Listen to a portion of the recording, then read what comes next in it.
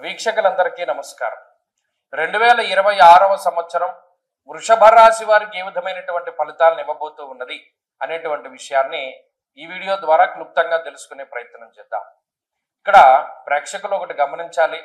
రాజ్యపూజ్య అవమానాలు, ఆదాయ వ్యయాలు ఇటువంటివి ఆంగ్ల సంవత్సరానికి ఉండవు. అతిశయోక్తిగా కొంతమంది ఈ విషయాలను చెప్పినా మీరు ఖండించేటువంటి ప్రయత్నం చేయాలి. ఎందుకంటే ఇది ఇంగ్లీషు సంవత్సరం, దీనికి రాజపూజ్య అవమానాల లెక్క ఉండదు. అలా చెప్పుకోదలు చూస్తే గత సంవత్సరం ఉగాది, విశ్వావసు నామ సంవత్సరానికి సంబంధించిన ఉగాదే మనకి ప్రామాణికం. కాబట్టి ఇప్పుడు మనం చెప్పుకోబోయే ఫలితం జనవరి టు డిసెంబర్ 31 మాత్రమే ఇంగ్లీషు ప్రకారంగా. ఇక ఫలితాల్లోకి గనక మనం ముందుకు వెళితే వృషభ రాశి వారికి ఈ సంవత్సరంలో రాహు 10వ స్థానంలో ఉంటారు ఆల్మోస్ట్ ఈ సంవత్సరం మొత్తము. అలాగే సంవత్సరం చివరిలో డిసెంబర్ నెలలో 9వ స్థానంలోకి వెళతారు. కాబట్టి పూర్తి స్థాయిలో రాహు యొక్క బలం ఉన్నట్టే లెక్క. దశమంలో రాహు, చాలా మంది పొరబడేటువంటి అంశం ఏంటి అంటే గోచారంలో త్రిషష్ట లాభ స్థానాల్లోనే పాపగ్రహాలు యోగిస్తాయి అని అనుకుంటారు. అంటే 3, 6, 11లోనే పాపగ్రహాలు యోగిస్తాయి అని అనుకుంటారు. కానీ తప్పు. గోచార భాగంలో చాలా డీప్ గా మనం వెళ్ళగలిగితే రవి దశమంలో యోగిస్తారు, రాహు దశమంలో కూడా యోగిస్తారు, చంద్రుడు దశమంలో యోగిస్తారు. కాబట్టి ఆ నాలెడ్జ్ కూడా మనకి చాలా ముఖ్యము. ఎందుకంటే ఈ మధ్యన సగం జ్ఞానం ఉన్నటువంటి వారు ఎక్కువ మంది తయారవుతున్నారు, హాఫ్ నాలెడ్జ్. కాబట్టి ఇది గుర్తుపెట్టుకోండి. రాహు దశమంలో వృషభ రాశికి యోగించే గ్రహం. ఇక శనేశ్వరుడు సంవత్సరం మొత్తం లాభస్థానంలో పూర్తిగా అనుకూలించేటువంటి గ్రహం. ఆయన మధ్యలో వక్రించినా రాశి మారట్లేదు. కొంతమంది అతిశయోక్తితోటి శని వక్రగతి ఫలితాలు, మళ్ళీ ఆయన రుజుమార్గంలోకి వెళ్ళిన ఫలితాలు, మళ్ళీ వక్రించిన ఫలితాలు అంటూ వీడియోలు పెడతారు. అది మిమ్మల్ని కన్ఫ్యూజ్ చేయడానికే తప్పితే ఏం కాదు, ఉత్త వాళ్ళ వ్యూస్ పెంచుకోవడం. కాబట్టి శని అక్కడే ఉంటున్నారు, ఆ ఫలితాన్ని ఇస్తారు. ఇక గురువుతోనే కొంచెం సమస్య. ఆయన జూన్ 2వ తారీఖున తృతీయ స్థానంలోకి వెళ్తారు. అంటే జూన్ 2 వరకు గురుబలం ఉంది, ఇది గమనించాలి. ఆ తర్వాత అక్టోబర్ 31 నుండి చతుర్థ స్థానానికి వెళ్తారు. ఈ సంవత్సరంలో 2 సార్లు 2 రాశులు మారుతున్నారు. ఇక్కడ జూన్ 2వ తారీఖు దాటిపోతే గురుడు అటు కర్కాటకంలోకి వెళ్ళినా సింహంలోకి వెళ్ళినా వృషభ రాశి వారికి ఒరిగేదేమి లేదు, గురుబలం లేనట్టు లెక్క. కాబట్టి జూన్ 2 లోపు గురుబలం ఉన్నది.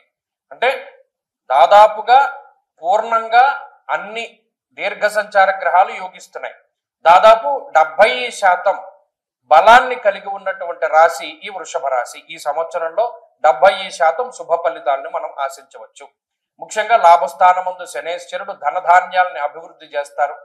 దీర్ఘ సంచార గ్రహం ఆయన లాభస్థానంలో పూర్ణంగా యోగించి ఇల్లు కట్టుకునేటువంటి విధంగాను, విదేశీయానానికి ఎవరైనా ప్రయత్నం చేస్తూ ఉంటే వేరే దేశానికి వెళ్ళేటువంటి విధంగాను, లేదా వేరే దేశంలో స్థిర నివాసం ఏర్పాటు చేసుకునేటువంటి విధంగాను అటువంటి వాటికి అవకాశాన్ని కల్పిస్తారు. అంటే విద్యా సంబంధమైన, ఉద్యోగ వ్యాపార సంబంధమైనటువంటి విదేశీయాన విషయాలన్నీ కూడా వృషభ రాశి వారికి యోగిస్తాయి.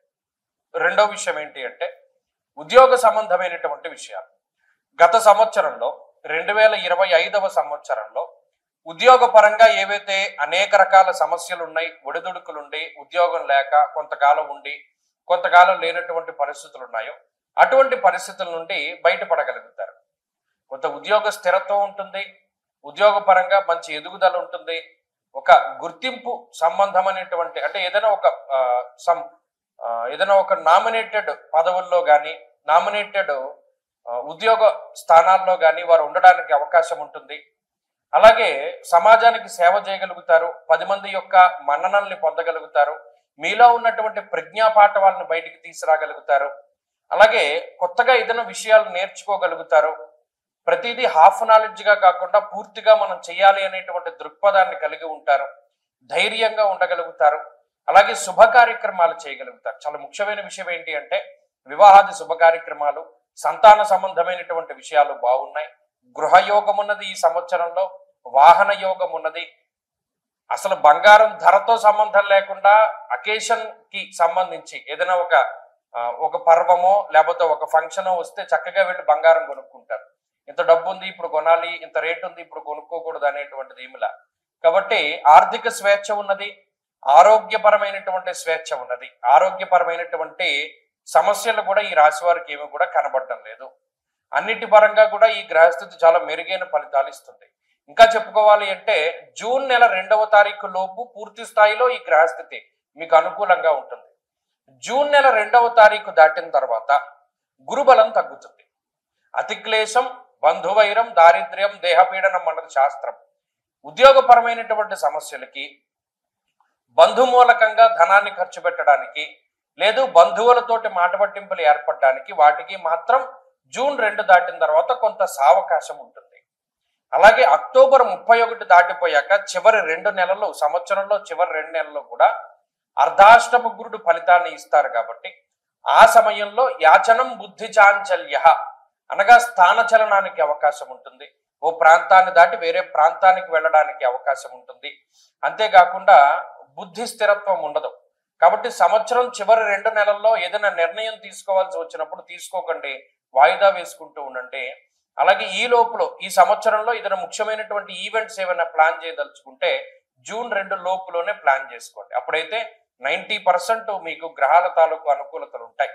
ఇప్పుడు ఈ సంవత్సరంలో ప్రత్యేకించి మరి దీర్ఘ సంచార గ్రహాలు ఆల్మోస్ట్ యోగిస్తూ ఉన్నాయి. కాబట్టి దీనికి తోడు జాతకంలో ఉండేటువంటి దశాంతర దశలు యోగించినా కూడా అద్భుతమైనటువంటి ఫలితాలు వస్తాయి. అంటే జాతకంలో దశలు అంతర్దశల్లో యోగదాయకమైనటువంటివి నడిస్తే ఇంకా దీనికి రెట్టింపు ఫలితం వస్తుంది.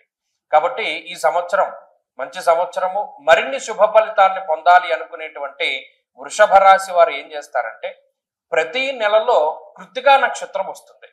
ఆ కృత్తికా నక్షత్రం రోజున సుబ్రహ్మణ్యేశ్వర స్వామి వారికి సర్పసూక్తంతో అభిషేకం జరిపించుకుంటూ ఉండండి. అలాగే ఇంకొక విషయం గుర్తుపెట్టుకోండి, మౌనంగా ఎక్కువసేపు ఉండడానికి ప్రయత్నం చేయండి. వీలుంటే గురువారాలు మౌన వ్రతాన్ని పాటించండి. ఉదయాస్తమానం అంటే ఉదయం 6 గంటల నుండి సాయంత్రం 6 గంటల వరకు మౌన వ్రతాన్ని చేస్తూ ఉండడం వల్ల మౌనేన కలహం నాస్తి అన్నారు. అంటే మౌనము వల్ల కలహము రాదు. కాబట్టి ఏదైనా చిన్నపాటి సమస్యలున్నా, చిన్నపాటి కలహాలు ఉన్నా ఆ మౌనము వలన ఖచ్చితంగా మీకు ఆ సమస్యల నుండి విముక్తి దొరుకుతుంది. కాబట్టి ఈ సంవత్సరంలో అద్భుతమైనటువంటి ఫలితాలని మీరు పొందడానికి ప్రయత్నం చేస్తూ ఉండండి. భగవంతుడి యొక్క అనుగ్రహం వల్ల మంచి ఫలితాలు రావాలి. గత సంవత్సరంతో పోల్చుకుంటే ఈ సంవత్సరం చాలా బాగుండాలి, వృద్ధి ఉండాలి, సంతానం కలగాలి, ఐశ్వర్యం కలగాలి, అలాగే వాహన యోగం కలగాలి, భూక్రయ విక్రయాది విషయాల్లో దోషాలు తొలగిపోవాలి. ఎందుకంటే కూటములు కూడా ఏర్పడుతూ ఉన్నాయి. చతుర్గ్రహ కూటమి, పంచగ్రహ కూటమి, ఇలా అనేక రకాలైనటువంటి కూటములు ఏర్పడుతూ ఉన్నప్పుడు కూడా దాని తాలూకు ఫలితాలు కూడా ఈ రాశి వారికి అనుకూలంగా ఉన్నాయి. కాబట్టి ఇంకా మరిన్ని అద్భుతమైనటువంటి ఫలితాలు చూస్తారు ఈ సంవత్సరంలో వృషభ రాశి వారు. కాబట్టి ఈ విషయాలన్నీ కూడా దృష్టిలో పెట్టుకోండి. అలాగే మన ఛానల్ని అందరికీ కూడా తెలియపరచండి. వీలున్నంత వరకు అందరికీ కూడా షేర్ చేస్తూ ఉండండి ఈ ఇన్ఫర్మేషన్ అంతా కూడా. స్వస్తి.